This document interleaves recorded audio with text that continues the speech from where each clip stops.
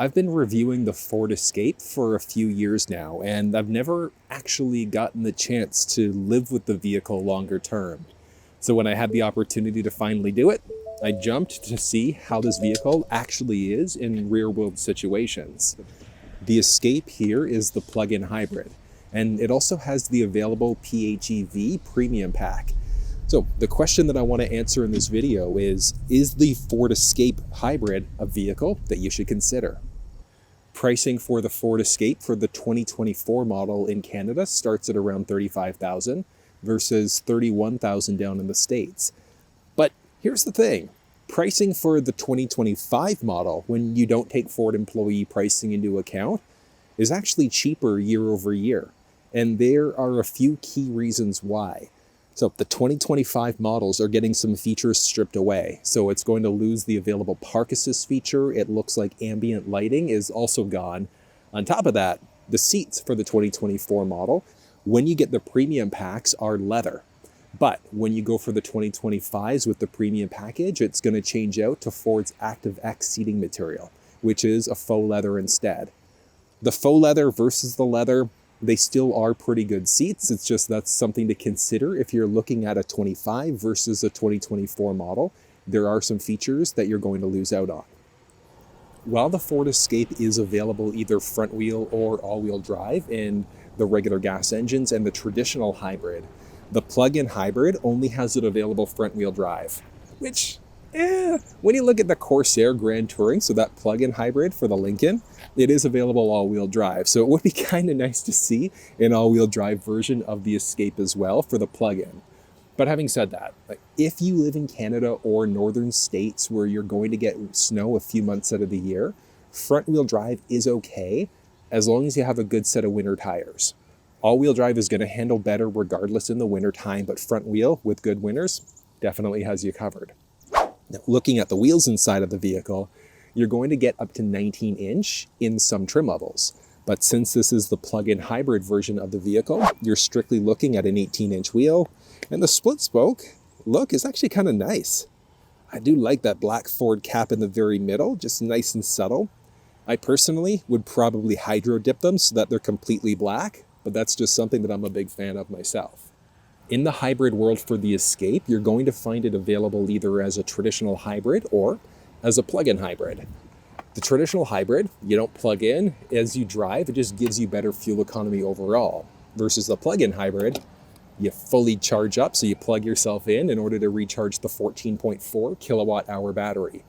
And that equates to 60 kilometer or a 37 mile total range in electric, as long as you're not driving like a donkey. Because if you start flooring it, doing 0 to 60 to get back up to the highway speed, you are going to use more of that gas engine instead. You're not going to be relying on an EV. So if you coast, you're driving nice and slow, picking up speed nice and slowly, that's where you're really going to maximize that electric range.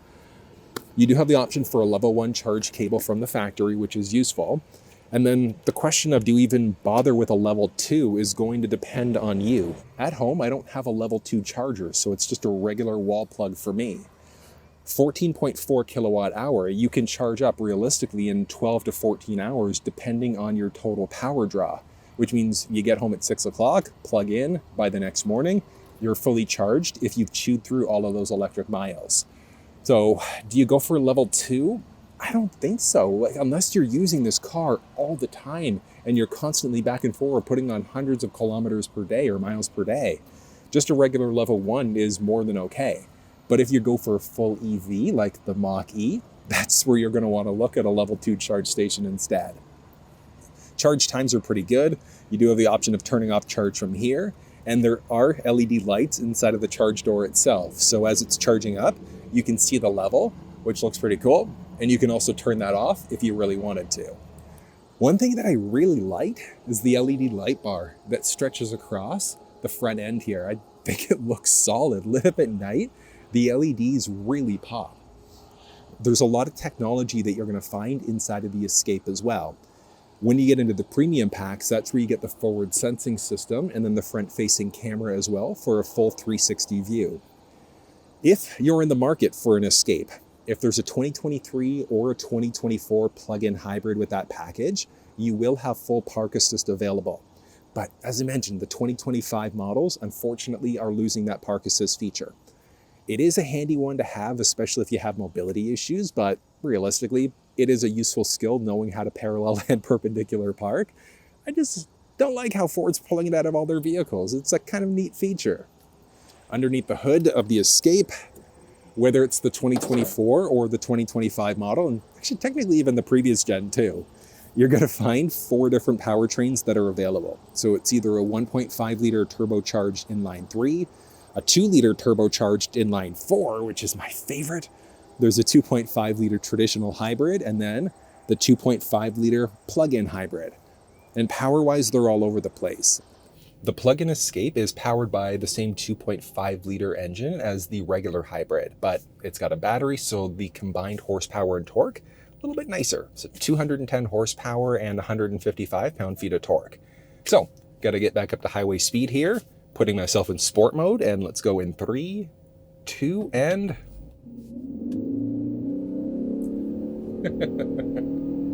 be there in an hour.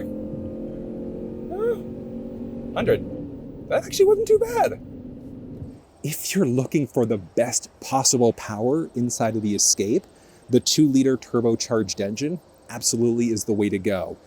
The plug-in hybrid is where you're going though, if you're looking for an Escape that's going to give you good fuel economy and acceptable power at the same time. It's not going to win you any drag competitions, but at the same time, if you're looking for a good car to get you from A to B while you can save on gas, the plug-in might be the way to go.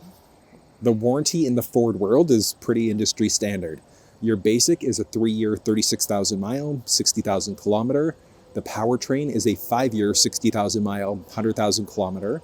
And then the hybrid EV components inside of the vehicle are covered for 8-year, 100,000 mile, 160,000 kilometers. So you do get pretty good coverage overall, and you can always buy up the warranty at time of purchase if you needed that extra peace of mind. Underneath the hood of the Escape, it is a little bit messy, but all you need to worry about, topping up your fluids, and then you can easily change oil at the same time. You just want to make sure that you just do regular scheduled maintenance to make sure that this ride treats you well. The rear end styling of the Escape is unchanged from the 2024 to the 2025 model. You've got the reverse sensing system, there's the backup camera, and the rear wiper. Those are always going to be standard pieces of tech. The LED lamps inside of the back look good, and there's a nice black bezel that follows all the way throughout. You do also have the option of towing inside of the Escape, with the overall towing capacity going to depend on which version of the vehicle that you're in. The hybrids, unfortunately, have the lowest towing capacity, coming in at 1,500 pounds maximum. The 1.5 liter is 2,000, and then the 2 liter turbo is an impressive 3,500 pounds instead. So if you do need to tow more in your Escape, you're probably looking at the 2 liter instead. But having said that, if you're only doing a bike rack carrier, small boat, maybe small trailer, the hybrid should have you covered. Getting into the trunk of the vehicle can be done a few different ways. There's a button to the left-hand side of the steering wheel. You can utilize the key fob, and then just underneath the C in Escape, there's a button there that you can push in order to lift up that liftgate. And then you do have a pretty good amount of cargo space inside of this vehicle. There's nothing really off to the right side outside of a little subwoofer, depending on which trim level of the vehicle that you're in.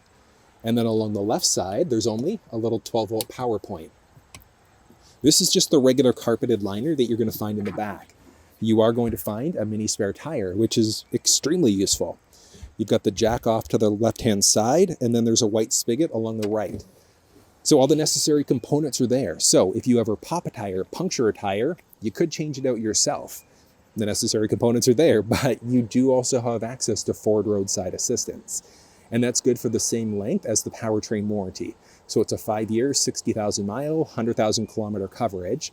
And that can help out with tire changing, fuel delivery, winching services, so many other things. It's just one of the added benefits of being a Ford owner. Now on top of that, there is also the charge cable here. So there's a 20-foot charge cable that does support level 1. And inside of the plug-in hybrid, I think for most people, that's all you're going to need. Just level 1 plug-in at home, and you're set to go. Folding down the second row seats cannot be done from the trunk area. So all you have to do, get into that second row, and there's a lever that you're going to pull in order to fold the seat down. Now, I do have the passenger seat slid forward, and that's one nice thing is the second row can be slid forwards and backwards a little bit. So there are a few different measurements there, but when we look at the measurements for behind the first row, that's going from right where the trunk would close to just in behind the armrest between the first row seats. So if the driver's seat, passenger seat were forwards, backwards, you gain or lose a little bit of extra space. I just like how you can have the second row seats up and then push forward to create a little bit more space if you absolutely need it. Filling up fuel inside of the Escape, as always, is done just along the driver's side. When you're in the plug-in, the fuel door is actually locked, and that's just got to do with depressurization. So to the left-hand side of the steering wheel, there's a button that you're going to push in order to pop it open. And it's a capless system that does have anti-siphon technology built in, and minimum manufacturer's recommendation is just regular 87 octane. So regular gas is all you technically need to use inside of this vehicle. Having said that, in all of my Ford videos I mention it, when you look at the horsepower and torque specs under the hood, they're all achieved using a premium fuel. You don't need to use a premium inside of this car though, regardless of the trim level of the vehicle that you're in, the engine that you've chosen. Plug-in hybrid, especially, just go regular 87. Save yourself some cash at the pump. You're going to get good performance either way. A 91 or a 93, you might get a 1% boost in performance. So for the extra cost, it's not worth it. Front-wheel drive is going to have better overall economy than all-wheel drive. And then the plug-in hybrid is going to have the best economy out of the entire Escape lineup. So if you want to get the best possible range, the best possible fuel economy, the plug-in's the way to go, especially when you pair it with the available electric mileage. So 60 kilometers, 37 miles is pretty great. Rear-world fuel economy inside of the plug-in has been really good. I've driven 240 kilometers plus so far, averaging 3.2 liters per 100, which is amazing. That's where those electric miles come in, so you have to make sure you plug in to get the best benefits out of this hybrid. Don't drive like a donkey, and the car is going to last you quite a bit from a fuel perspective. If you do want more power, you don't care about the fuel savings, as I mentioned, the 2-liter turbo, definitely the way to go. This Escape is in the rapid red exterior. Typically, I'm not a fan of red paint, but there's just something about the style, the way that this looks, that actually is kind of nice in person. What do you think? I probably would go for another color if I was getting an Escape, but still, it's pretty nice, and I have been getting some compliments on it so far this week. The Escape does have the option for crossbars. You can get roof rack rails and carriers and things like that as necessary. There are a lot of aftermarket options that are available. The Escape is also built on the same platform as the Bronco Sport and the Maverick. And the Bronco Sport and Maverick are getting upgrades for the 2025 model. They're getting a reworked interior, bringing Ford's Sync 4 infotainment system, which means that you're going to have wireless Android Auto, Apple CarPlay. So do you go for the Escape, the Bronco Sport, or the Maverick? It's going to depend on what you care about. The Escape is a good all-around crossover. The Bronco Sport is better for off-road purposes, and then the Maverick, okay for off-road, but it's got an actual bed. So which way you go is going to depend on what you need. Getting into the vehicle is straightforward. I'm 6 feet tall. Getting into the first row, easy enough. Second row, not challenging by any stretch. The side view mirrors in the Escape are not power folding, and they don't have turn signals, but you can easily fold them. Give them a little bit in order to be able to fold it in and back out again. There's the blind spot monitoring system, so that's going to highlight if somebody's entered the blind spot on either side of the vehicle. There's also a side-mounted camera as part of that 360 camera option. The vehicle also has intelligent access, so you can push there to lock the door and then slide your hand in order to unlock. But before we get inside there, we've got this nice metallic highlight, but that follows all the way throughout the dash. There's the option for driver's seat memory in some packages of the vehicle. But other than that, the buttons here are the same across the board. So you've got your basic side view mirror controls, window controls, and some door storage. There are 2 different speaker choices that you're going to find inside the vehicle, but I'll touch on that in a second. You can open and close the liftgate. That's a fuel door button specifically for the plug-in hybrid. figure out what's going on with your lamps, turn on your fogs, and then increase or decrease the brightness of the cluster screen. The steering wheel and the escape, doesn't matter which package option, is going to be manual telescoping. And then these are the thermoplastic rubber trays that you're going to find right from the factory. I honestly recommend getting the rubber trays. It's just so much easier to take them out, I should say, in order to clean them off, compared to just the regular carpeted mats.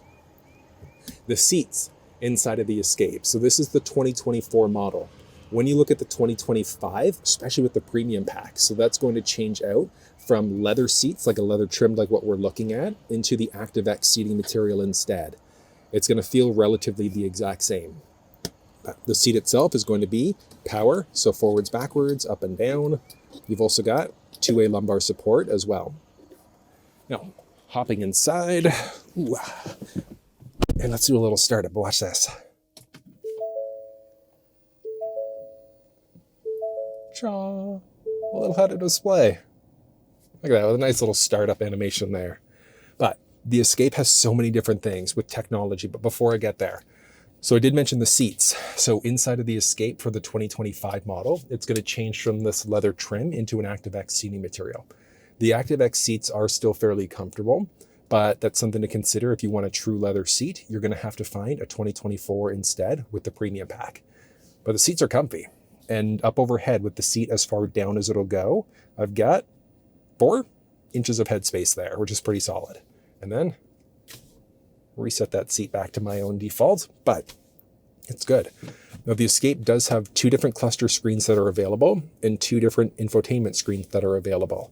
So there's either going to be a smaller 8-inch, whatever the case may be. If you want to walk through, like, there's so much to know, so much about the cluster screens, the steering wheel, the cluster, the infotainment, things like that. If you want walkthroughs, check down in the description below. I put together some pretty comprehensive walkarounds. But the system, it's great. Overall, like, you've got adaptive cruise control. You can also increase, decrease volume. There's a voice command prompt where you can do things like change songs, radio stations, navigate using your voice, but you can also adjust your climate using your voice. You can turn the heated steering wheel on and off using your voice. There's a lot of things that you can do. So like I said, there's a full walkthrough down below that goes through everything you need to know about the screen. There is one thing that I'll point out about the maps, and that's that it's a connected navigation. So what that means is that you can see here, I don't physically have the option to search for an address because the feature needs to be enabled. So when you buy an Escape, you get 1 year of connected navigation. After the year, if you don't purchase, it essentially turns into a dead moving map that just follows your vehicle around as you drive. So you can't actually push in an end destination. But having said that, the vehicle does support wireless Android Auto and Apple CarPlay. So you can use Google Maps, Apple Maps, and Waze on the Apple side, and then Google Maps and Waze right through the screen wirelessly, or you can be connected over USB instead. So if you're not crazy about using the factory nav anyways, those options are available.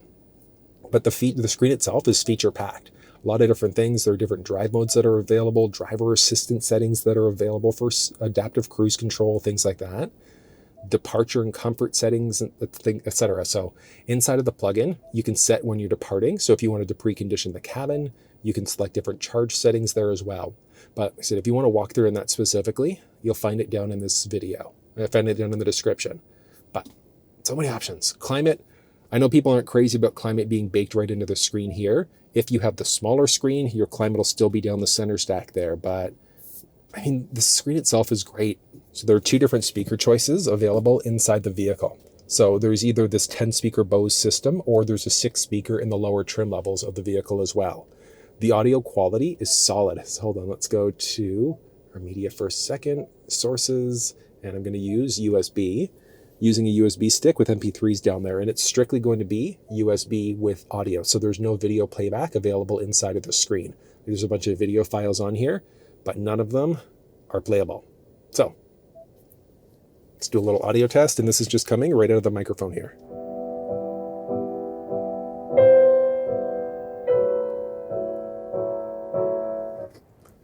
Nice.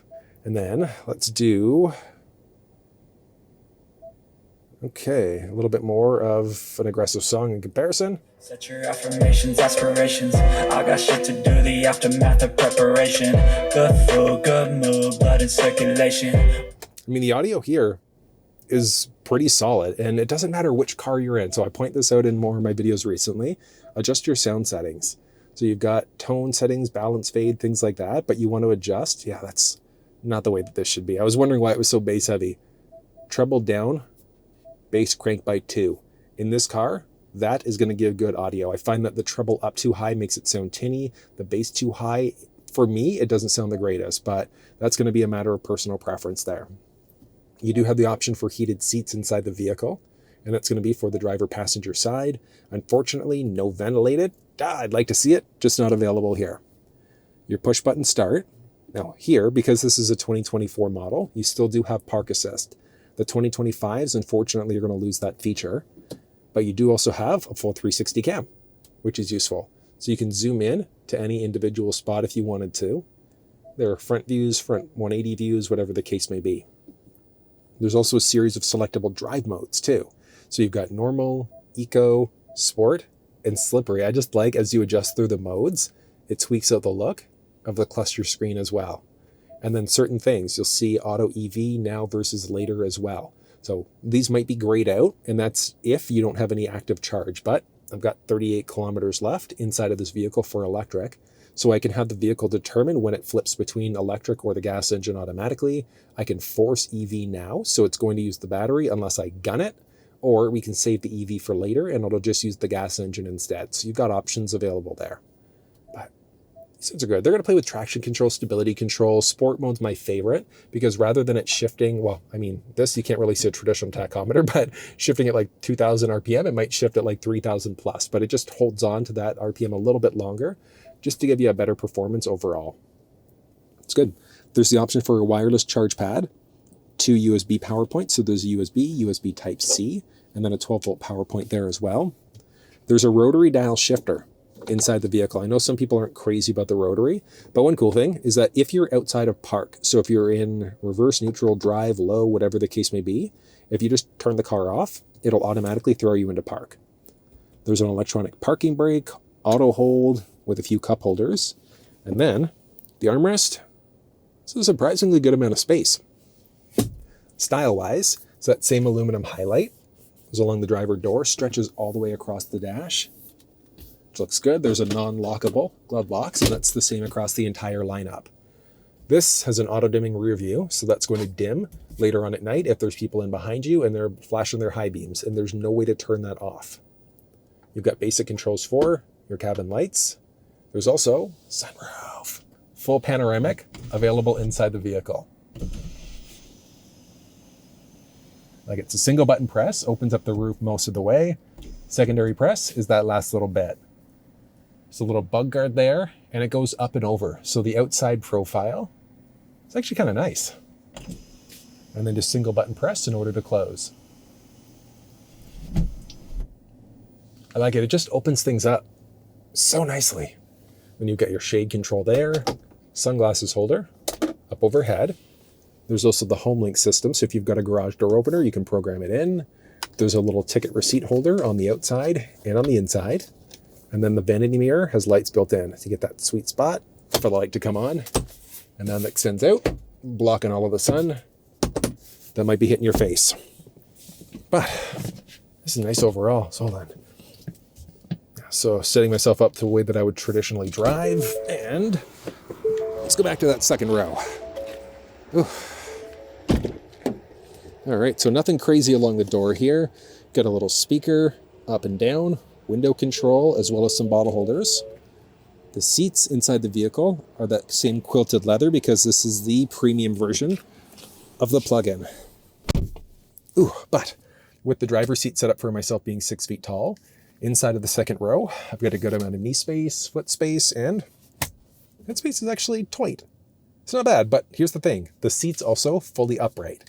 So there's a lever along the side, that one that you'd use in order to fold the seat. You can also give it a slight recline. That's better. Even still, it's a little bit tight. An inch and change-ish of headspace there. So nothing crazy, but I can still fit in the second row. Getting 3 adults in the second row might be a little bit tight depending on how big they are. But realistically, so there's a little hump. But I mean, that's not tricky by any stretch. Getting in there, that's easy enough. That's nice. But if you need it, anchor points are there, top tethers are behind the seats. And then the seats can actually be slid forward. So there's a little bar in between your legs there.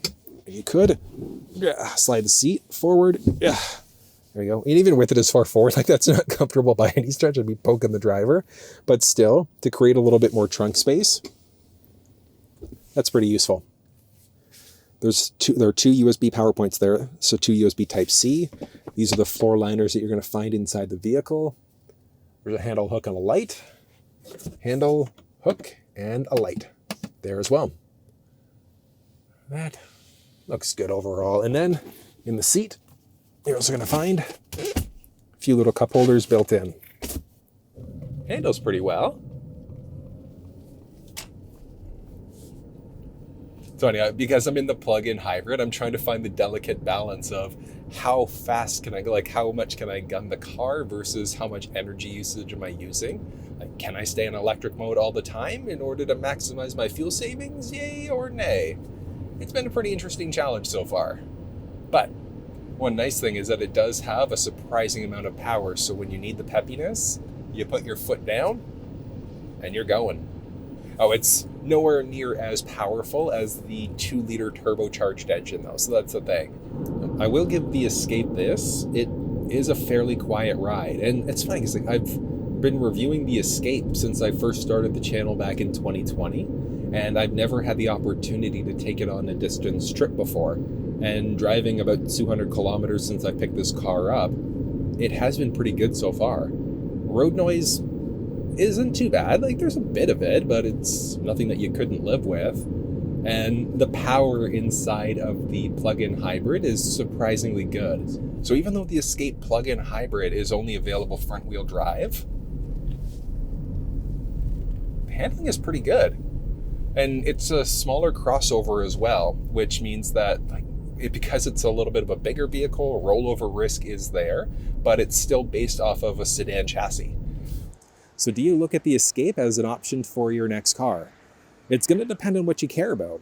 I mentioned that this is built off of the same platform as the Maverick and the Bronco Sport, so there are different options available. But having said that, if you want to go for the plug-in, you have to look at the Escape right now. And I gotta say, the overall power that you get is acceptable for most people. On top of that, having fully electric miles, incredibly useful, especially if you want to save money at the pumps. But you're going to have to figure out if the overall extra cost of the plug-in is going to offset the fuel savings that you're looking at. But you can find a build link for this specific Escape down in the description. And if you found this video useful, give it a thumbs up, subscribe if you haven't already, and until I see you next time, take care. You physically plug in via 12 to 14. Oh my God, there's a huge caterpillar. Hold on, look at this. It's something you just don't see. Oh, look at this little guy. So random. Look at this. Total squirrel moment there.